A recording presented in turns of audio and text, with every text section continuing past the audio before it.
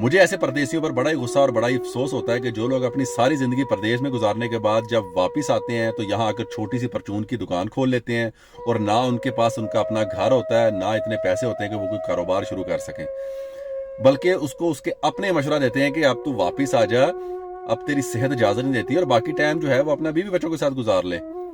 और यहाँ आकर जिनके लिए जो है वो अपना टाइम गुजार रहा होता है, जिस बहन भाइयों को खुश करने के लिए वो अपना वेल सेट होते हैं, अपना उनके पास घर भी होता है, और इसके पास अपना घर तक नहीं होता। मुझे ये बताएं कि जो बीवी बच्चे हैं उनका क्या कसूर है। मैं आपको मिसाल अपने घर से देता हूं कि मेरे घर पे जो रेंट वाला रह रहा है ना, वो 25 साल परदेश में गुजार के आया सऊदीया में, और रेंट पे रह रहा है।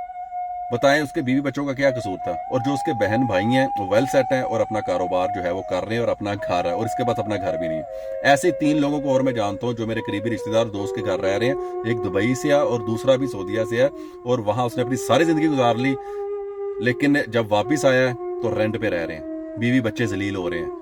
भाई सारे वेल सेट है। मैं ये नहीं कहता कि आप जो है वो भाई बहनों को ना दें, लेकिन सबसे पहले सेफ साइड रखें। सबसे पहले अपने आप को देखें कि कल को मैं अगर वापस जाता हूँ तो मेरे पास इतने हैं कि मैं अपना टाइम जो है वो हंसी खुशी अपनी बीवी बच्चों के साथ गुजार सकता हूँ, कोई कारोबार कर सकता हूँ। ये चीज़ पहले रखें, अपना घर सबसे पहले जो है वो सेफ साइड पे रखें। फिर आप जो है वो बहन भाइयों को जिनको आप देना चाहते हैं, जिनकी आप हेल्प करना चाहते हैं, जिनको आप खुश रखना चाहते हैं, उनको भी साथ साथ खुश रखें। लेकिन पहले अपने आप को जो है वो सेफ साइड पे रखें, वरना पछताएंगे बहुत।